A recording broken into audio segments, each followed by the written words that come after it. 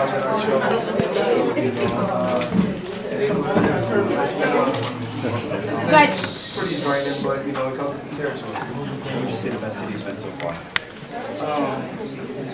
I'm not really sure, but every city that we have went to has been crazy. But it's crazy that we were able to go to the Washington, D.C.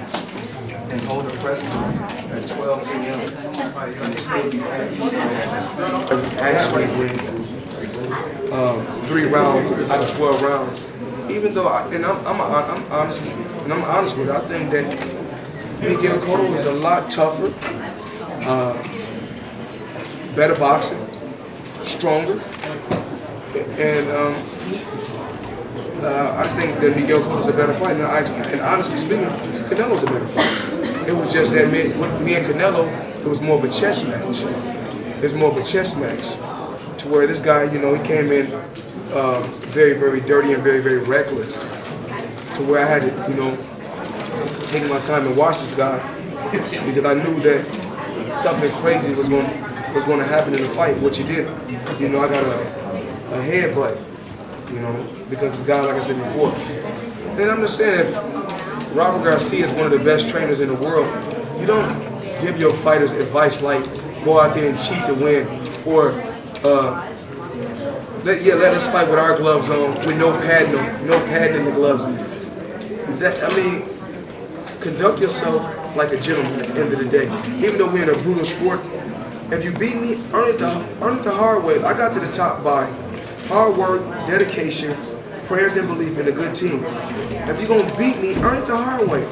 Don't cheat to win. And that's what is so crazy with the Ortiz fight. Everybody's always trying to cheat to beat me. If you're gonna beat me, earn it. That's all I gotta say. If you're gonna beat me, earn it the hard way. What was you know, I followed your career. This is like the first few times I've ever heard this saying. Of course, you know, you want to get the knockout.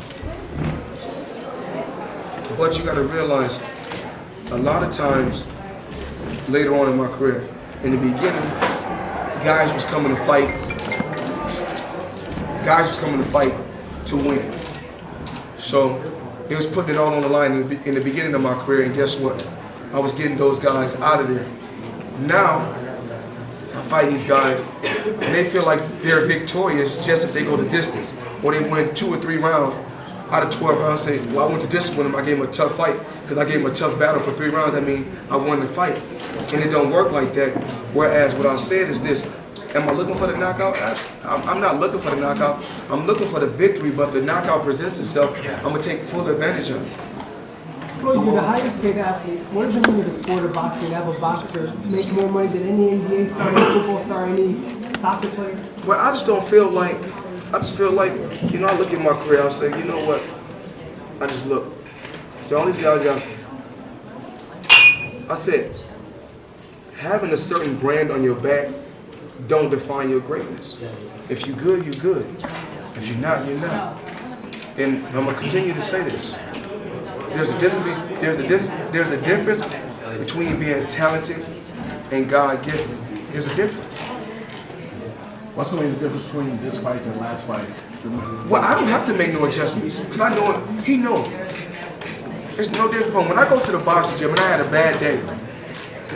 If I go spar and I know I boxed 10 rounds and the guy won 3 out of 10, that's considered a bad day for me. That's considered a bad day because the bar is set so high. And this guy he know in his heart he didn't win. He know it. So if I felt like I really took an L, then guess what? I wouldn't be going right back in and say fight him again. I know I beat him, and he knew I beat him. But once again, if he go fight someone else, is he gonna make the same much money as he just made? So he's like, no, I'm not stupid. I'm going right back over here and trying to make the fight happen again. Just because he raised his hand at the last round, I mean, come on, man. He knew he lost. Are you gonna listen to your? I mean, after the press conference right after the fight, you said you kept apologizing to your dad. Are you gonna listen to him more? Whatever y'all improvised to be able to put him away? You know, I probably was feeling that way that day. You know, I'm only human. We feel different ways, different days. I can, you know, I can contradict myself. I'm human. You know, I make mistakes. I'm human. So, and like I always say, things happen, but he know. And that's like Robert Garcia. I'm more like, okay, you can go down as the best trainer, but I'm going down as the best fighter. There's a difference. And I was, you know, the other day we were just talking, you know, at the press conference. He said, yeah, well, Diego Corrales is going to, you know, and may he rest in peace, because I love Diego, you know, I love Diego Corrales. He said Diego Corrales is going down in the Hall of Fame as a warrior. And he said, I said, well, if I beat him and I go down the Hall of Fame, what am I going down as? That's what I'm trying to find out. And all I said is this. You know, I don't really know nobody else. I mean, I don't know. You know, and I take my hat off to every champion. You know, every champion that paved the way from Sugar Ray Leonard to Sugar Ray Robinson to Ali, and the list goes on and on. You know, Larry Holmes to Joe Frazier, Marvin Hagler, Roberto Duran, Wilfred Benitez, and I'm saying, and the list goes on and on. Floyd, how much longer do you plan to fight? Well, everybody know I have a certain deal, but if Steven will give me another deal, I'm Floyd, how are you? Good to see you. How you doing, Mr. Finally well? Oh, hey, you doing? How you doing? Good. Yeah, mine are waiting for you out there. Okay, got It's you. here? Yeah, what it? They're here. All right. Mine are over there. Okay. So, good to see you, Floyd. Oh, yeah. Floyd, my last question is, Not the man that built Golden Boy here. I've been following your Real whole man that your whole built career for the Golden Boy. last 18 years. I'm from Texas. I go to the barber shop. Why your boy Mayweather run? Why don't people realize that getting hit is not cool?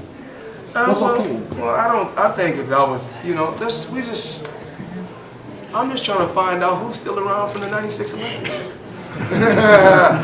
I'm just trying to find out, and you know, I don't have anything. Well, I'm almost 20 years in, still sharp, still feel good, still going strong.